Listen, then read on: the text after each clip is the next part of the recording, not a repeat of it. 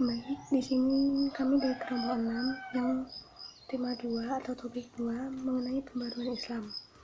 Akan dijelaskan oleh saya sendiri dan Mbak Elsa.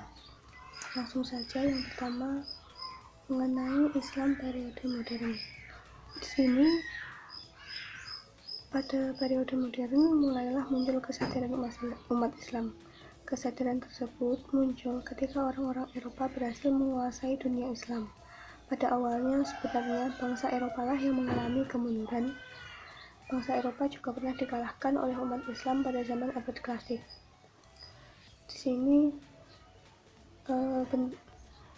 kebangkitan umat Islam itu disebabkan oleh adanya benturan antara kekuatan Islam dengan kekuatan Eropa.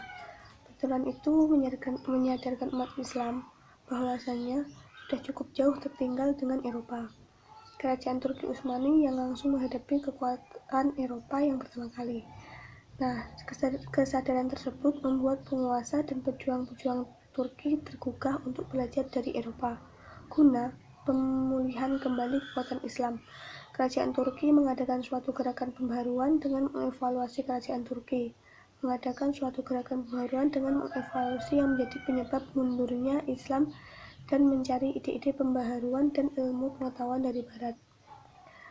Langsung saja, tokoh-tokoh pembaru Islam pada masa modern. Yang pertama, Muhammad bin Abdul Wahhab. Muhammad bin Abdul Wahhab lahir di Uyainah, Najd, Arab Saudi. Beliau mempunyai pemikiran yaitu upaya memperbaiki kedudukan umat Islam dan merupakan reaksi terhadap paham tauhid yang terdapat di kalangan umat Islam saat itu. Kemurnian paham tauhid mereka itu telah dirusak oleh ajaran-ajaran tarekat yang semenjak abad ke-13 memang tersebar luas di dunia Islam. Yang kedua, Syekh Waliullah. Beliau lahir di Delhi 21 Februari 1703. Nah, karya beliau itu merupakan buku Hujatul Al-Balighah dan Fuyun Al-Haramin yang paling terkenal. Dan selanjutnya, ide pemikirannya tentang penyebab kemunduran Islam itu perubahan sistem pemerintahan Islam dari sistem kekhalifahan menjadi kerajaan. Dua, sistem demokrasi yang ada dalam kekhalifahan diganti dengan sistem monarki absolut. Yang ketiga, perpecahan yang ditimbulkan aliran-aliran mazhab-mazhab dalam Islam. Yang keempat, masuknya adat istiadat dan ajaran-ajaran Islam bukan Islam dalam keyakinan umat Islam. Yang ketiga, Muhammad Ali Pasha. Beliau lahir di Kawala, Yunani pada tahun 1765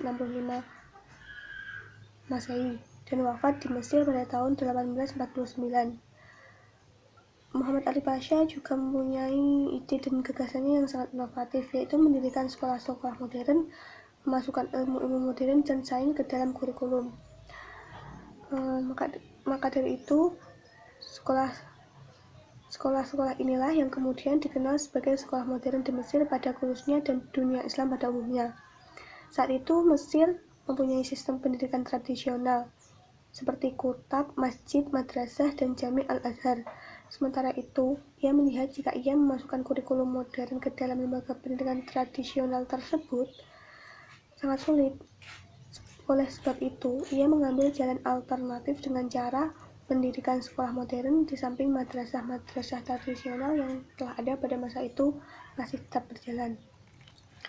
Yang selanjutnya, At-Tahtawi. Beliau memiliki nama lengkap Rifa'ah Al-Baidawi Rafi Al-Tahtawi.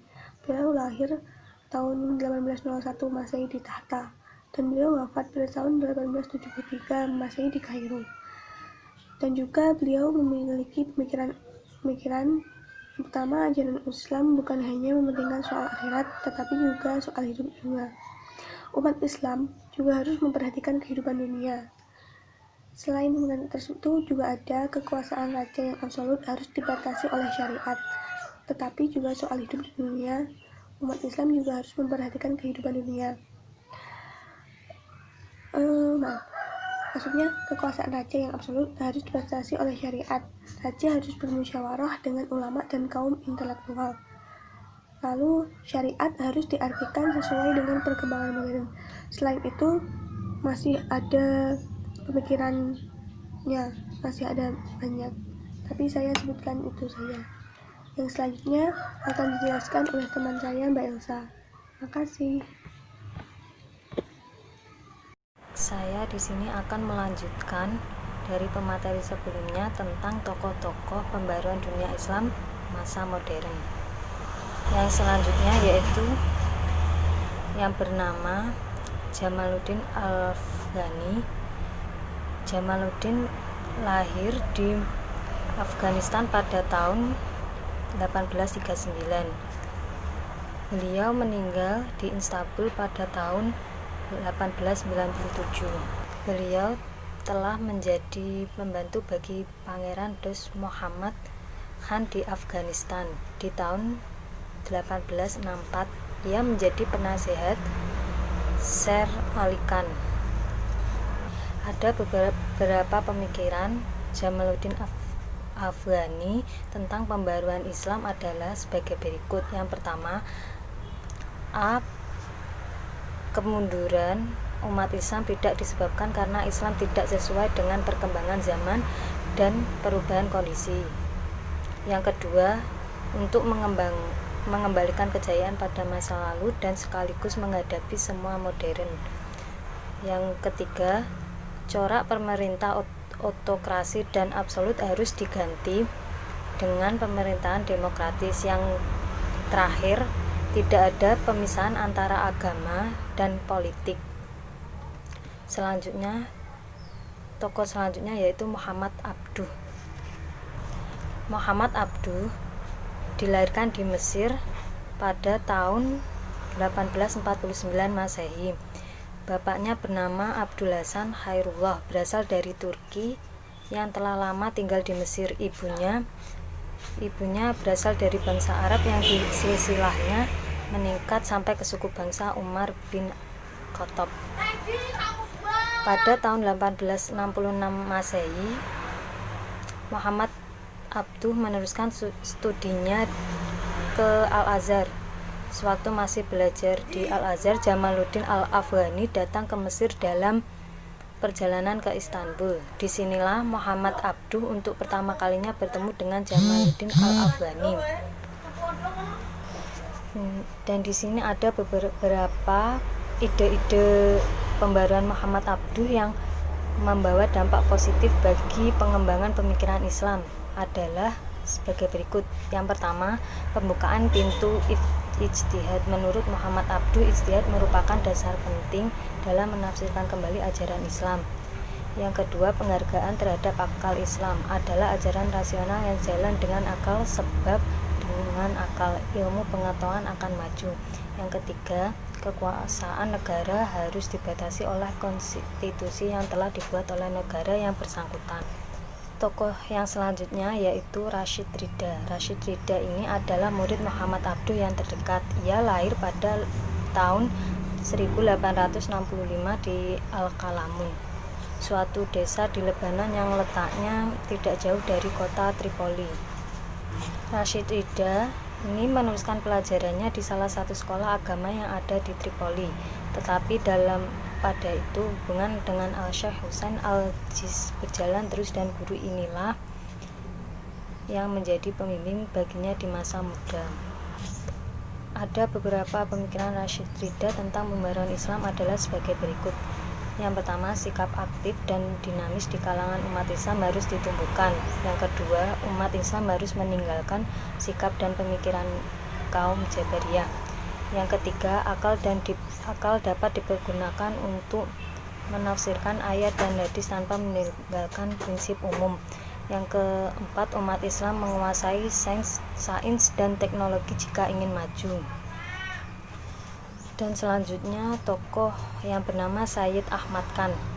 Setelah hancurnya gerakan Mujahidin dan kerajaan Mughal sebagai akibat dari pemberontakan 1887, muncullah Sayyid Ahmad Khan untuk memimpin umat Islam India yang telah kena pukul itu untuk dapat berdiri dan maju kembali sebagai di masa lampau. Beliau lahir di Delhi pada tahun 1817 dan menurut keterangan berasal dari keturunan Husain, cucu Nabi Muhammad melalui Fatimah dan Ali. Berikut pemikiran Rashid Ahmad Khan tentang pembaruan Islam adalah sebagai berikut. Yang pertama, kemunduran umat Islam disebabkan tidak mengikuti perkembangan zaman dengan cara menguasai sains dan teknologi. Yang kedua, ia berpendirian bahwa manusia bebas berkehendak dan berbuat sesuai dengan sunatullah yang tidak berubah. Yang ketiga, sumber ajaran Islam hanyalah Al-Quran dan hadis. Yang keempat, ia menentang taklid dan perlu adanya ijtihad sehingga umat Islam dapat berkembang sering dengan kemajuan ilmu pengetahuan dan teknologi modern. Yang selanjutnya yaitu bernama Sultan Mahmud yang kedua. Pembaruan di kerajaan Utsmani abad ke-19 sama halnya dengan pembaruan di Mesir, juga dipelopori oleh raja. Kalau di Mesir Muhammad Ali Pashalah raja yang melopori pembaruan. Di kerajaan Utsmani raja yang menjadi pelopor pembaruan adalah Sultan Mahmud II. Sultan Mahmud II banyak melakukan gerakan pembaruan dalam dunia Islam, yaitu sebagai berikut. Yang pertama, menerapkan sistem demokrasi dalam pemerintahannya. Yang kedua, menghapus pengutusan sultan yang dianggap suci oleh rakyatnya. Yang ketiga, memasukkan kurikulum umum ke dalam lembaga-lembaga pendidikan madrasah. Yang keempat, mendirikan sekolah Maktabi Ma'ruf yang mempersiapkan tenaga-tenaga. Selanjutnya tokoh yang terakhir yang bernama Muhammad Iqbal. Muhammad Iqbal ini berasal dari keluarga golongan menengah di Punjab dan lahir di Sialkot pada tahun 1876. Untuk meneruskan studi, ia kemudian pergi ke Lahore dan belajar di sana sampai ia memperoleh gelar kesarjanaan MA. Di kota itulah ia berkenalan dengan Thomas Arnold. Berbeda dengan pembaruan-pembaruan lain, Muhammad Iqbal adalah penyair dan filosof, tetapi pemikirannya mengenai kemunduran dan kemajuan umat Islam mempunyai pengaruh pada gerakan pembaruan dalam Islam. Berikut pemikiran Muhammad Iqbal tentang pembaruan Islam, yaitu yang pertama, ijtihad mempunyai kedudukan penting dalam pembaruan Islam dan pintu ijtihad tetap terbuka. Yang kedua, umat Islam perlu mengembangkan sikap dinamisme dalam siarnya. Ia mendorong umat Islam untuk bergerak dan jangan tinggal diam. Yang ketiga, kemunduran umat Islam disebabkan oleh kebekuan dan kejumutan dalam berpikir. Yang keempat, hukum Islam tidak bersifat statis tetapi dapat berkembang sesuai perkembangan zaman. Yang kelima, umat Islam harus menguasai sains dan teknologi yang dimiliki Barat. Yang keenam, perhatian umat Islam terhadap zuhud menyebabkan kurangnya perhatian terhadap masalah-masalah keduniaan dan sosial kemasyarakatan. Sekian dari saya, terima kasih.